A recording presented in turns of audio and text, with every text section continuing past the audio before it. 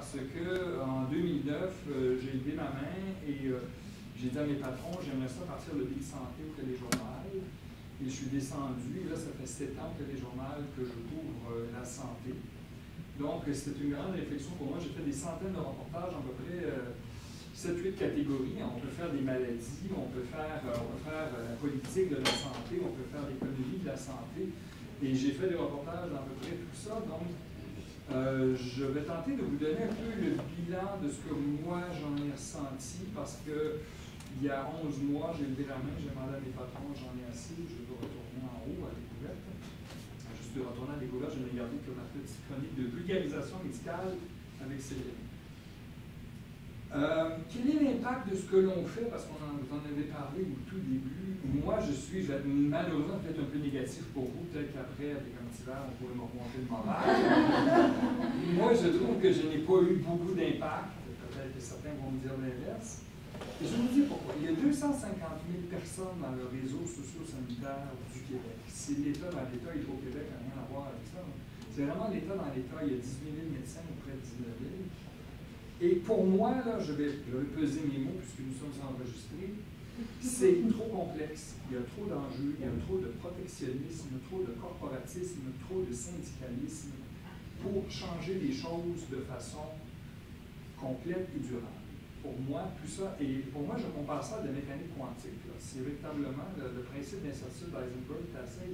Tu essaies de regarder quelque chose, c'est rendu ailleurs. Et tout est imbriqué dans tout. Alors, dès que, pour un journaliste qui fait un topo de 2 minutes, lors du téléjournal, c'est très compliqué de prendre un sujet et de tout expliquer ce qu'il y a, les ficelles qu'il y a derrière, c'est impossible. Donc, j'aimerais commencer à vous expliquer rapidement qui utilise les médias dans le réseau de la santé, qui ne les utilise pas, puis qu'est-ce qu'on devrait couvrir et qu'on ne couvre pas. C'est correct comme plan de match? C'est intéressant, on va aller plus fort. Ceux qui utilisent les médias, parce que moi je vois ça comme un cycle annuel, hein, c'est vraiment lié au jour et au mois et à la vie. De toutes les sociétés de maladies, la Société canadienne de l'Alzheimer, la Société canadienne du cancer, toutes les maladies viennent nous cogner à la porte. Par voie de communiquer, par voie d'invitation, par voie de téléphone, par toutes les voies possibles. Donc, on a des journées, des semaines de ci et de ça. Ça, c'est très facile pour nous trouver ça. Les campagnes de financement, les Movember, les Ice Bucket, cancer du sein, les marches, tout ce que vous voulez. Les gentils boîtes de communication qui veulent me vendre des pelules. Alors, les pharmaceutiques ne le font pas directement, leur phrase ne me téléphone pas. C'est national. Avec une belle histoire de cas d'un médecin, machin, alors je leur dis à tous, non. Je vais vous expliquer pourquoi. Ça, on a coûté 100 millions, 60 millions en marketing. C'est pas à moi, c'est pas à moi de faire le message de l'utilisation de la pilule. Vous devez le faire au médecin. C'est le médecin qui doit être informé de l'utilisation de la pilule. C'est pas moi qui va aller dire à la population, voici un nouveau médicament contre l'hypertension. C'est pas mon mandat. Alors je leur ferme le téléphone gentiment au nez. Ils me rappellent, ils se réessayent une autre fois, je leur dis non. Il y a tout aussi également les regroupements de malades. Alors ça, il y en a beaucoup. Et là, on a à Radio-Canada pris la décision d'être plus méticuleux dans ce domaine, entre autres priorité cancer qui nous arrive toujours avec 5 ou 6 malades qui leur restent malheureusement 3 semaines, 1 mois à vivre, 2 mois à vivre. Puis ils veulent ce nouveau médicament qui coûte 300 000 $. Et là, le gouvernement fait la fameuse équation du CALI, détermine que, bon, quel est le coût-bénéfice de ça pour le système de santé, ça va coûter très cher. Alors, nous, on a décidé qu'on en faisait plus. Moi, je ne touche plus à ça. Ce n'est pas à travers la voie des médias qu'on doit, selon moi, se négocier ce genre de choses-là. Il y a aussi maintenant les relations publiques des hôpitaux. Alors là, les premières mondiales, envoyez-vous en bloc quand on gratte, c'est une première québécoise au mieux. Alors ça, j'en ai fait beaucoup. Les hôpitaux ont des nouvelles technologies, ont de nouveaux équipements, c'est des milliards, tout ça, on parlera d'argent tantôt, ont des nouvelles techniques chirurgicales. Ça, à l'occasion, il faut y aller doucement. L'Institut de cardiologie on fait beaucoup de ça parce qu'ils ont beaucoup de haute technologie au service du patient, alors on en fait un peu. Et on en avait parlé, c'est le mot, il y a des patients qui me téléphonent. Il y a des patients qui me téléphonent, qui m'envoient des courriels, et ce sont tous des histoires d'horreur. Alors, les histoires d'horreur du réseau de la santé, là, j'en ai eu sérieusement pas une centaine en 7 ans. Et ça, moi je le fais, contrairement à ce que vous dites, quand je sens que j'ai une poignée pour une généralité par-dessus. Qu'est-ce qui ne va pas dans le système de santé qui occasionne le malheur de cet individu-là? Mais tout ce que je viens de vous mentionner, là, dans ceux qui utilisent les médias, ils ont une chose en commun. C'est quoi? C'est le patient. C'est tous ces gens-là veulent le bien du patient, que ce soit les sociétés, les campagnes de financement, même les pharmaceutiques, je vous dirais, à la limite, les regroupements de malades, les premières, tout ça, c'est le patient. Qui n'utilise pas les médias? Ben, c'est le système de santé, de façon générale. Ils ne nous expliquent pas comment ça marche. Ils ne viennent pas. Personne, si tu n'y vas pas, là, ils ne le feront pas. Le ministère de la Santé ne nous contacte jamais. Le ministre ne nous parle jamais, sauf en état de crise. Là, ils sont là. État de crise, je vais voir le ministre, je peux l'avoir, je l'appelle, il y a une crise, là, soudainement, là, je peux l'avoir. Mais si je veux parler de problème de fond de la loi 10, là, je ne l'aurai jamais. J'ai demandé une interview de fond avec Dr. Barrett en un an. Je n'ai jamais eu. Bon, il ne m'aime pas. Voilà.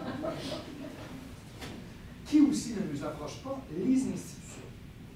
Maintenant, les CIS, il n'y a personne des CIS qui veut expliquer ce qu'il est, ce qu'il fait, comment ça marche. Si tu y vas, je vais arriver au grand mot là, que j'ai réservé pour la fin de cette phrase-là, ils ne le font pas. Les ordres professionnels, Mme Laurent est extraordinaire, je l'ai toujours au bout du téléphone. Je vais la voir, elle est réécrite. La FMOQ, la FMSQ, le Collège des médecins, tout ça, là, ils sont toujours en mode de gérer les crises. La mammographie, là, ils vont soudainement, le collège va faire un bref. Quand il y a une crise, ils sont là, mais pour nous dire les bons coups du système de santé, jamais. Pourquoi tout ça? Parce que moi, j'en arrive, mais là, c'est moi, là, et c'est Michel Rochon, et c'est uniquement de ma perception, il y a une espèce d'omerta de la part des dirigeants et des professionnels du système de la santé sur l'accès aux médias pour ne pas changer les choses. Il ne faut pas changer le motus du lundi de cette affaire-là. C'est trop gros, c'est trop complexe, il y a trop d'enjeux, il y a trop de monde. On fait ça comme ça. Je vous donnerai des exemples concrets tantôt. Vous pouvez ne pas être d'accord avec moi, mais c'est bon. Et le nerf de la guerre, c'est qu'il devrait être traité par les médias, mais qu'il est de façon gauche parce qu'on ne sait pas ce qui se passe vraiment. Ce n'est pas le patient, comme je vous ai dit, mais c'est l'argent. C'est le nerf de la guerre du système de santé. Et la question fondamentale que les journalistes posent, ils le font tout croche quand ils l'ont en moi, avons-nous les moyens de se payer ce système de santé? Si le budget est de 60 milliards, il y en a 30 milliards à la santé. C'est la moitié du budget. Là-dessus, les médecins, c'est 7 milliards. Avons-nous les moyens de nos ambitions? Je vais faire un tout petit historique. Qui ici connaît le rapport Flexner de 1910? Ben, voilà. Je vais vous l'expliquer parce qu'il y a juste madame qui le connaît. C'est parfait. Ça, c'est la clé de voûte de ce que nous sommes actuellement. Je vais vous raconter ça bien vite. Au 19e siècle, on avait un système de santé au Canada et aux États-Unis qui était empirique. On avait tous les peuples qu'on essaie de rentrer, les ostéopathes, les chiropathes, les homéos, les naturopathes. C'est eux qui faisaient la médecine du 19e siècle. Il y avait en 1850 l'Association médicale américaine qui naissait, puis ça, c'était les médecins allopathiques, qui n'avaient pas de bonne réputation, puisque jadis, naguère, c'était les saignements, le poison, les amputations. Ben, deux hommes se rendent très riches au 19e siècle. Rockefeller et Carnegie. Ces gens-là, John D. Rockefeller, son père était médecin, mais c'est surtout ces chimistes qui l'ont beaucoup influencé en disant, Monsieur Rockefeller, vous valez, je pense, à 600 milliards de dollars, vous valez beaucoup d'argent, il y a de l'argent à faire avec le système de santé parce que nous, là, des chaînes de carbone et d'hydrogène, on peut vous mélanger ça pour faire de beaux médicaments. Puis si vous voulez, là, on a un projet, là, et on va faire ça aux États-Unis. Parce que tout était ouvert, c'était barre ouvert, ça n'était pas public, c'était entièrement privé. Alors, qu'est-ce qui s'est passé? On a fermé, il y avait 155 facultés de médecine aux États-Unis, on en a fermé, on en a laissé juste 31 privées. On a mis toutes les peuples à la porte, puis là, on a mis le médecin. Et le plan de Rockefeller, et ça, ce n'est pas de la conspiration, vous me faites oui, là, c'est l'histoire, là, et si vous faites un wiki sur vous allez voir quasiment ça. c'est l'industrialisation de la médecine.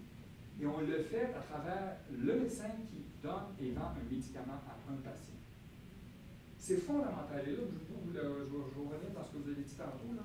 Et ça se faisait dans un système capitaliste où tu avais compagnie d'assurance, gros hôpitaux, médecins.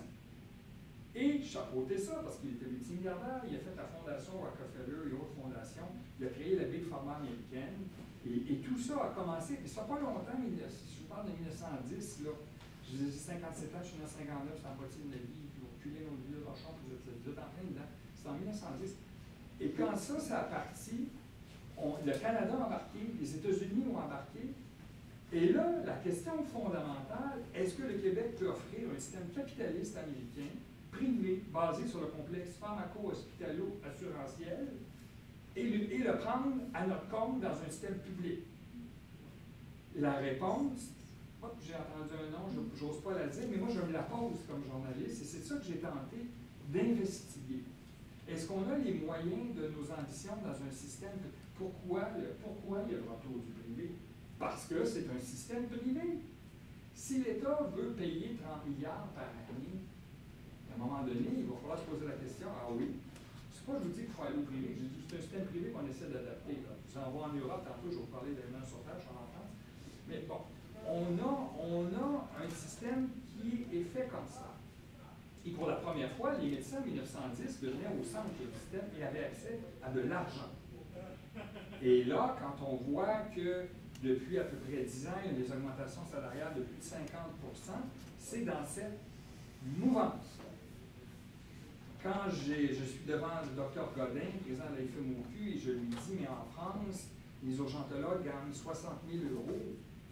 Pourquoi les urgentologues ici ils gagnent 300 000? La réponse, c'est là le problème. En France, ça n'a pas négocié.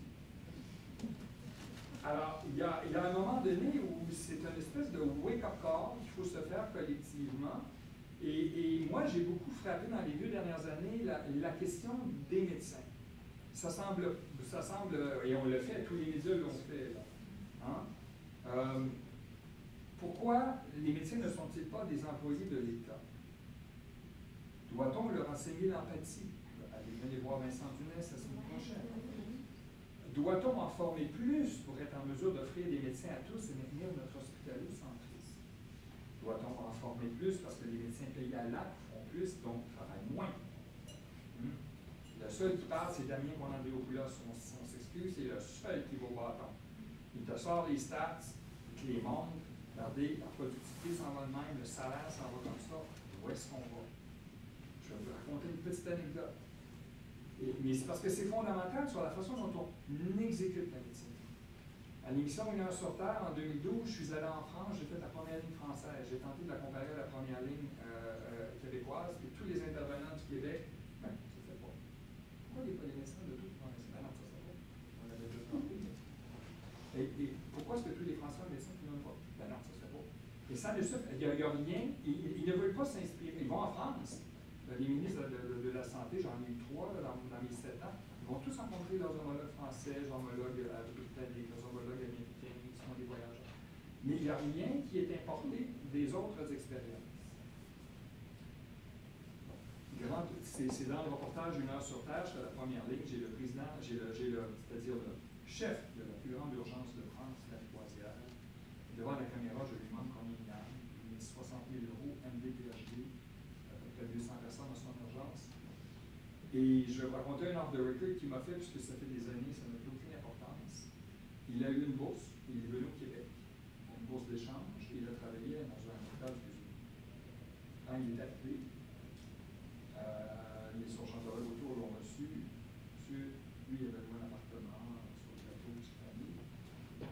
Maison Westmont. Maison Westmont.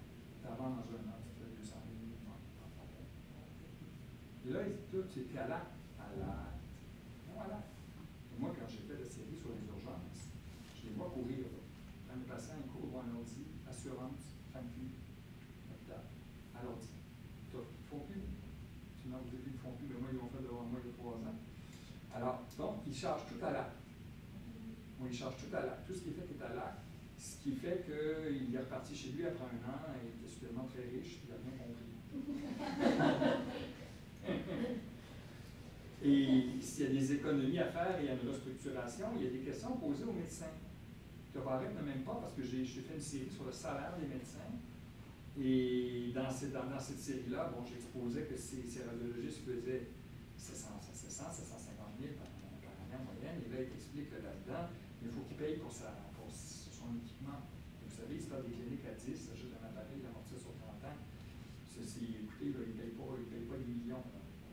Ceci dit, quand on a fait des fast-track, des listes pour la cataracte et la hanche, cataracte, avant, c'était une opération qui durait entre une demi-heure et une heure. Vous payez 600 $, ils font ça en 5 minutes. C'est par 2 salles, ils commencent et rentrent le matin. Là, ils font leur année à 700 000 par année. Et à un moment donné, il faut se poser des questions sur comment, et moi, en plus, non seulement leur salaire, mais une question fondamentale qu'il faut continuer à poser, c'est pourquoi la FIC et tous les autres syndicats ont des employés qui travaillent pour l'État, dans l'État, pour le réseau de santé, dans le système de réseau de santé, et vous avez 18 000 compagnies à numéro autour qui font ce qu'ils veulent dans l'horaire qu'ils veulent. Alors, j'ai encore vu la semaine dernière, encore dans la presse, il y a une région où il va y avoir un manque de médecins dans le CLSC. Comment ça se fait qu'ils ne sont pas des employés de l'État et qu'on remplisse les colonnes des besoins, qu'on les mette là où il y a des besoins, qu'on remplisse les besoins du système de santé? Et moi, j'ai fait des reportages sur des jeunes médecins les jeunes médecins, ne l'attendent plus, c'est correct et c'est tout à fait la nouvelle mouvance de travailler 80-85 heures par semaine, d'en travailler 35, faire des enfants, tout ça, c'est correct. Mais on ne calcule plus les ratios de besoins de médecins avec des vieux chiffres, mélanger des nouveaux chiffres, puis de dire oui, on est correct, on a assez de médecins. Ben non, ils travaillent la moitié moins. Il faut en être plus. Si j'ai tout fait ces reportages. En fait, je vous raconte un peu le bilan de ce que j'ai fait. Et ça n'a pas beaucoup d'impact. Et je ne sais pas ici, vous, il y en a qui des historiens, il y a combien de gouvernements gérés par des médecins dans le monde? Avez-vous fait un recensement? On est les seuls. Je pense qu'on est les seuls.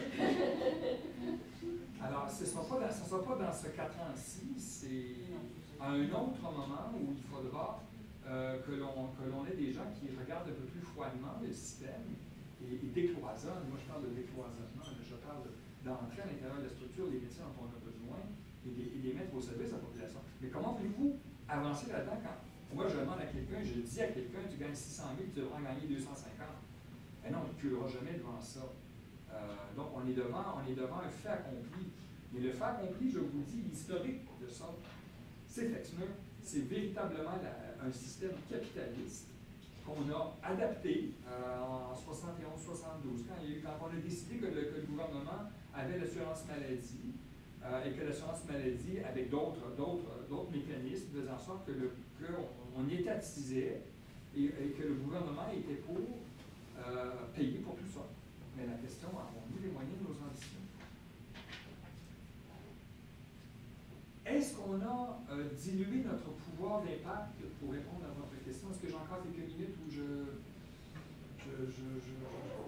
moi, ok, c'est parfait. Je la conclusion. Oui, notre métier a beaucoup changé. Oui, on travaille dans l'instantanéité.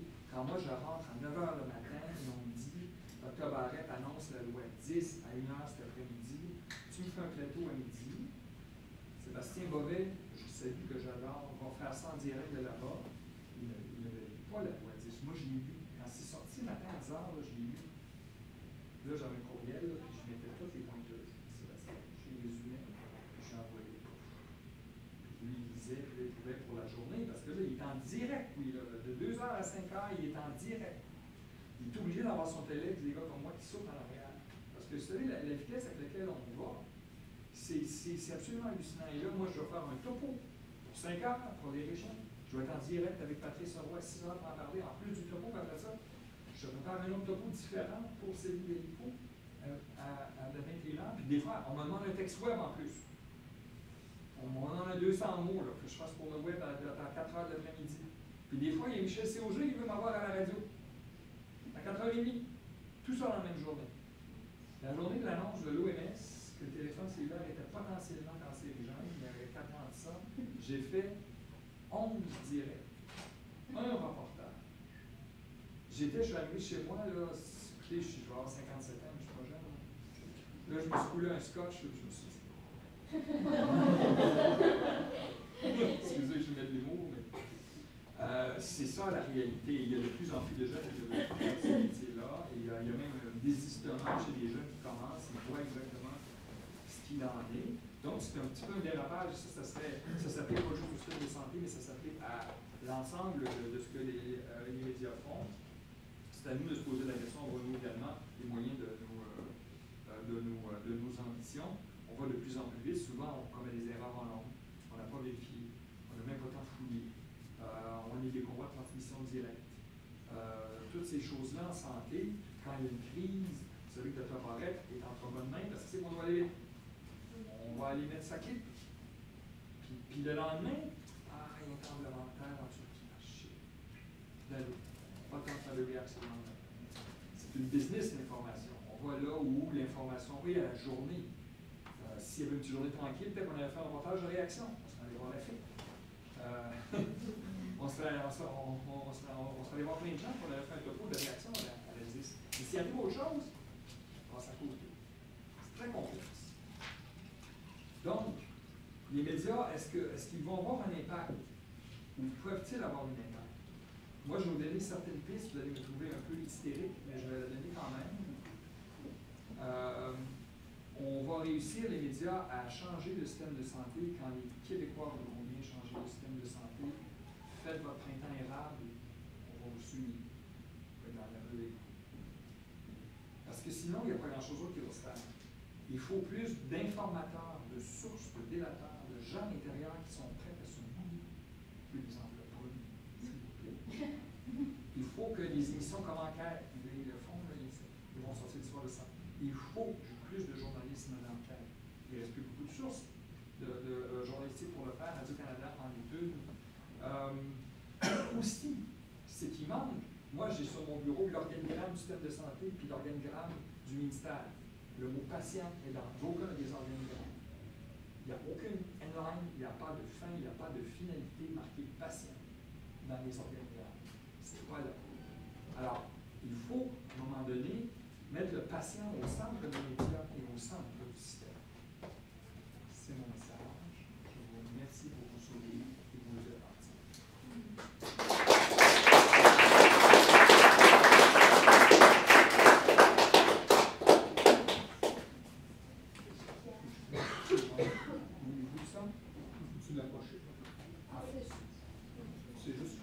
Oui, c'est juste pour la prochaine. Alors, écoutez, moi, je vous propose, en fait, d'explorer un peu dans la complémentarité avec les deux premiers intervenants.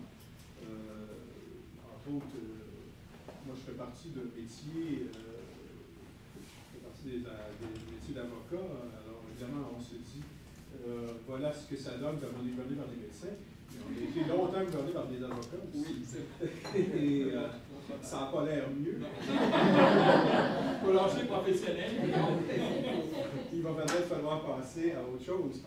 Mais donc, le propos essentiellement, c'est dans quelle mesure les médias constituent un facteur de régulation du système de santé. Dans quelle mesure, moi, ce qui m'intéresse, ce que je trouve intéressant à explorer, pour essayer de justement comprendre, et parce que quand on comprend, on peut mieux agir, de quelle façon les médias font-ils partie de ce réseau régulateur, cette espèce d'enchevêtrement de régulation qui est constitué d'une organisation complexe, qui est le système de santé au Québec, mais sans doute évidemment ailleurs. Alors, évidemment, dans les sociétés contemporaines, les médias, on le constate tous les jours, sont en première ligne pour identifier ou proposer une matière à l'attention du public. Et donc, il n'est pas étonnant que tous ceux qui ont quelque chose à vendre, quelque influence à essayer de manifester, cherchent à intervenir, à convaincre les médias, à attirer l'attention des médias. Et les médias, à ce titre-là, sont sur la ligne de feu de tous ces processus de détermination de ce qui, à une époque donnée, dans une société donnée, dans un contexte social donné, est tenu pour être d'intérêt public.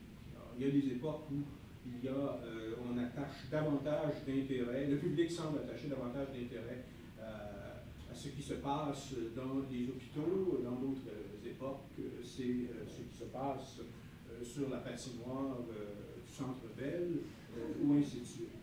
Les médias sont à la fois observateurs, reflets et parfois même instigateurs des tendances, des craintes, des frayeurs qui se manifestent dans l'espace public. Et à cet égard-là, ils contribuent à rendre visibles les questions qui préoccupent ou peuvent préoccuper le public. Donc c'est pour ça que c'est un enjeu que de chercher à attirer l'attention des médias.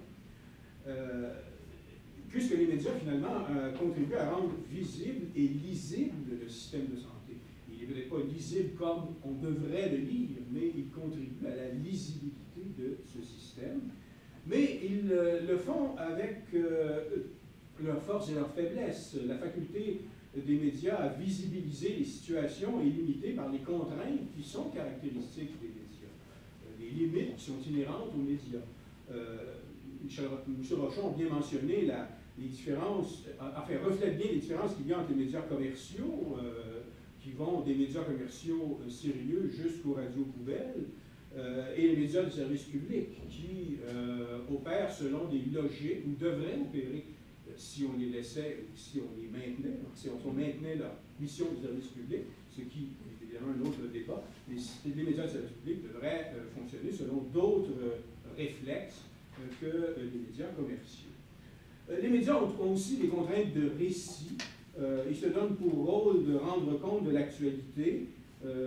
Donc, ils sont en quelque sorte prisonniers de cet événement qui doit faire partie de l'actualité, donc du temps encore présent, de ce qu'on appelle la nouvelle. Et donc, forcément, ceux qui veulent mobiliser à leur profit les médias en tant que régulateurs savent produire la nouvelle, savent inventer la nouvelle. Donc, par exemple, un ministre qui fait une conférence de presse, ça invente une nouvelle, et les médias embarquent là-dedans. Les contraintes d'explication également. Le propos médiatique cherche à expliquer pourquoi et comment se déroule un événement ou une situation, mais tout ça se fait en des temps, en des espaces excessivement limités. Le discours explicatif des médias souvent va se dérouler dans des temps très courts. Il va très souvent, la culture des médias dans la plupart des pays va affirmer, va postuler finalement que le discours savant n'est pas accessible aux spectateurs, n'est pas accessible aux lecteurs moyens. C'est généralement par exception que les médias relaient le discours savant, c'est-à-dire le discours expert. Les médias vont souvent chercher à relayer le discours qui semble simple ou qui se présente comme simple. Or, le système de santé, il est largement défini par les discours savants, les discours experts. C'est ces discours-là qui ont le pouvoir ou qui régulent effectivement le système de santé. Les acteurs qui disposent de riches et d'importantes expertises tirent un grand nombre d'avantages de ça et régulent effectivement le système de santé. Les expertises que recèle ce système et les lectures qu'elles induisent peuvent se révéler en grand décalage par rapport aux savoirs profanes qui sont souvent davantage susceptibles d'être relayés par les médias. Et c'est peut-être ce qui explique pourquoi les médias ont tant de mal à mettre au jour les dérives qui résultent des régulations bureaucratiques qui existent dans ce système de la santé. Mais par ailleurs, les régulations bureaucratiques voient aussi les médias comme une régulation concurrente et donc vont pouvoir être tentés, pourraient être tentés et peuvent et sont effectivement tentés de mobiliser les médias à leur profit. Une autre contrainte qui caractérise l'activité des médias contemporains, c'est des contraintes qui découlent de la recherche d'attention. Les médias évoluent plus que jamais dans un contexte où l'attention du public constitue une ressource et un enjeu majeur. On est dans une économie de l'attention. C'est un enjeu pour la viabilité même des médias. Les médias qui ne parviennent pas à mobiliser monopoliser à leur profit l'attention du public risque d'être de plus en plus précarisé. Et donc, dans cette logique de recherche de l'attention, les événements sélectionnés seront souvent ceux qui sont les plus insolites, les plus inattendus, ou ceux qui sont à très forte teneur dramatique. Et de fait, les médias, dans ce domaine, probablement plus que dans d'autres, carburent à la mise en évidence des héros et des victimes. Les victimes du hasard, de la fatalité, des inepties, des politiques du système, des temps d'attente dans les urgences, ça fait de bonnes images. Le système de santé, donc, produit son contingent d'histoires de victimes des délais, des politiques, des gestionnaires, et ainsi de suite. Et donc, l'action des médias contribue à porter l'attention sur les victimes ou ceux qui se positionnent comme étant les victimes. Les médias font régulièrement histoire des personnes qui, de différentes façons, se retrouvent ou sont effectivement des victimes du fonctionnement normal ou non du système de santé, victimes des effets pervers, des normes, des priorités, des règles bureaucratiques, des choix relatifs à l'allocation des ressources, des oublis et des fautes. Plus rarement, les médias seront en mesure de traiter de la complexité. Par exemple, ce n'est qu'il y a quelques jours que le public apprenait l'existence de cette pratique de certains médecins de se désaffilier périodiquement afin d'aller dans le secteur privé pour ramasser le grévé qui est là et revenir dans le secteur privé, dans le secteur public, se réinscrire dans le secteur public pour ramasser la sauce qu'on y trouve. Et donc, cette pratique, qui est connue depuis très longtemps dans le système de santé, elle était probablement trop complexe à exposer et à mettre en évidence. Les médias mettent en scène des héros ou des anti-héros. C'est peut-être ce qui explique pourquoi les ministres de la Santé essaient de se positionner comme des héros en devenir, c'est-à-dire des personnes qui vont régler le problème. Et donc, tant et aussi longtemps qu'ils parviennent à se maintenir dans ce type de positionnement, ils ont plus de chances d'influer la régulation issue de l'activité médiatique. Les médias donc mettent en scène des héros, des anti-héros, des réparateurs du désordre, de la douleur, de la maladie. Et à cet égard, bien sûr, le système de santé, par définition, est un espace ou un lieu où, forcément, qui laisse personne indifférent à cet égard-là. Personne n'est indifférent à la douleur, à la maladie, à la souffrance. Les personnes ordinaires ou les personnes emblématiques, ces héros anonymes, ces héroïnes anonymes, devrait-on dire, puisque comme Madame Boucher le soulignait, c'est bien Boucher, hein? Oui. Je me trompe de nom, des fois j'ai l'air de la cave. Comme Madame Boucher le soulignait, ce sont souvent des héroïnes anonymes qui réalisent ces miracles au quotidien.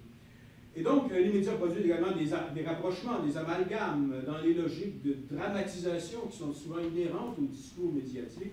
Les médias rapprochent les événements, font ressortir, parfois exagèrent les contradictions, rémunération des médecins et pénurie de ressources pour les soins à domicile. On voit parfois suinter dans le discours médiatique ces enjeux, mais effectivement, souvent de l'extérieur, on a l'impression que ces enjeux, ça a l'air difficile de les traiter pour les médias.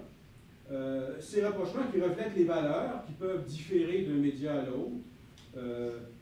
Et dans ce sens-là, c'est peut-être parce que les médias sont à la fois un reflet et un facteur d'influence de la société, à la fois un reflet des angoisses, préjugés, des peurs, des consensus. Et donc, c'est dans cette idée de reflet, ou dans cette position de reflet, qui contribue à construire ces grandes représentations de la réalité et finalement représentation de ce qui constitue une matière d'intérêt public. Dans ce sens-là, les médias, à bien des égards, sont un des principaux lieux de détermination de ce qui est tenu pour correspondre à l'intérêt public. Envisagé selon un tel angle, les médias constituent un facteur de régulation du système de santé.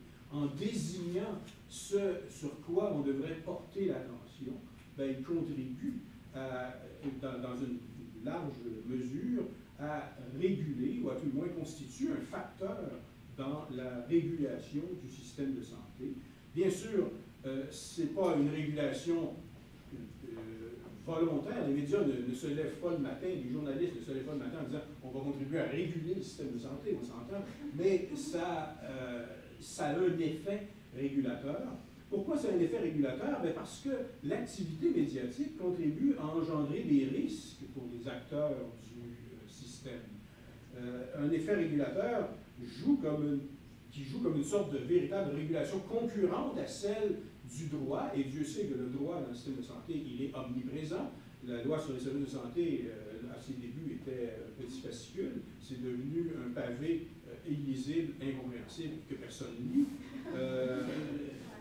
Mais c'est un effet régulateur. Les médias ont un effet régulateur qui vient en quelque sorte se présenter souvent comme une concurrence, une régulation concurrente à celle issue du droit ou des politiques bureaucratiques ou administratives.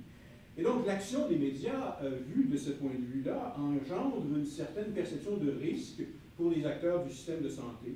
Et pour gérer ces risques, les acteurs vont ajuster leur comportement, tenter d'ajuster leur comportement afin de gérer ces risques perçus par l'activité médiatique. Et ça, ce qu'on le voit, les médias, enfin les acteurs du système, ça a été bien exposé, je pense, par les deux co-panélistes, s'organisent ou essaient de s'organiser pour faire en sorte de mobiliser, ou tenter de mobiliser l'activité des médias de façon ou bien à maximiser les risques pour les autres et minimiser les risques pour eux-mêmes. Tout se passe finalement comme si les médias constituaient un important facteur de risque pour les institutions et les acteurs impliqués dans le système de santé. C'est probablement ce qui explique pourquoi les organisations du service du système de santé essaient d'intervenir dans les médias que quand ça fait leur affaire, et pour le reste, ils invoquent le secret médical. Et donc, ce qui fait qu'à chaque fois qu'il y a un problème réel, moi comme membre du public, ce qui me désole toujours, c'est à chaque fois qu'il y a un problème réel et qu'une question réelle est posée, on se réfugie derrière le secret médical et personne éclate de rire. Tout le monde croit que ce secret médical-là est un motif sérieux, alors que finalement, c'est un motif, en fait, c'est un prétexte. Et donc, mais ça permet de mettre en lumière que par leurs actions, les médias génèrent des risques d'image d'insensibilité, image d'inefficacité, mais aussi image de faiseurs de miracles lorsque les médias mettent en évidence les réussites, les premières, les histoires à succès, l'histoire de ce bébé prématuré qui a fini par devenir un petit garçon en pleine santé. Des images qui, bien sûr, sont fortes et contribuent à la construction de la perception publique de ce qui se fait dans cet environnement complexe que constitue le système de santé. Et donc, les risques et les effets qu'ils engendrent sont normatifs, parce qu'ils induisent des perceptions à l'égard de ce qui est nécessaire ou impératif de faire ou de ne pas faire. C'est une normativité implicite, c'est une normativité qui ne s'annonce pas comme telle, c'est une normativité qui ressemble à celle qui était décrite par le regretté Rob MacDonald dans son article fondateur sur la normativité implicite et inférentielle, c'est-à-dire la normativité qui est perçue et intégrée par les différents acteurs comme étant ce qu'il faut absolument faire, ou au contraire, ce qui ne se fait pas, comme ça a été mentionné. Et donc, ces normativités induites par l'activité des médias découlent en partie des perceptions de risques que les médias génèrent, en désignant les victimes des laissés pour compte ou en identifiant parfois les dysfonctionnements dans le système ou dans les institutions qu'ils composent. Et donc, c'est de cette façon, il me semble, que les médias ont un effet régulateur qui est comparable à la régulation bureaucratique, souvent d'ailleurs supérieure à cette régulation. Par exemple, des gens comme Jean-Pierre Ménard, qui est un avocat qui a créé finalement, presque à lui seul, un facteur d'équilibre dans le système de santé en utilisant les tribunaux, je pense qu'on peut, ce ne serait pas lui faire injure de dire qu'il utilise, il essaie, ou il a appris à utiliser la régulation issue des médias pour marquer des points. Et c'est vrai probablement pour tous tous les autres acteurs. Et donc cet effet régulateur, qui pourra souvent être perçu comme plus effectif que la régulation bureaucratique, ben, il n'est pas étonnant que les acteurs cherchent à le neutraliser ou à le mobiliser, dans la mesure où c'est un facteur qui peut jouer à l'encontre ou en faveur de leurs intérêts. Et dans ce sens-là, il me semble, et là je reviens dans les souliers du chercheur, que la plupart des analyses qui prétendent vouloir rendre compte de ce qui se passe dans la régulation des systèmes complexes comme le système de santé devraient se donner les moyens de tenir compte de cet effet régulateur de l'activité médiatique. C'était mon propos.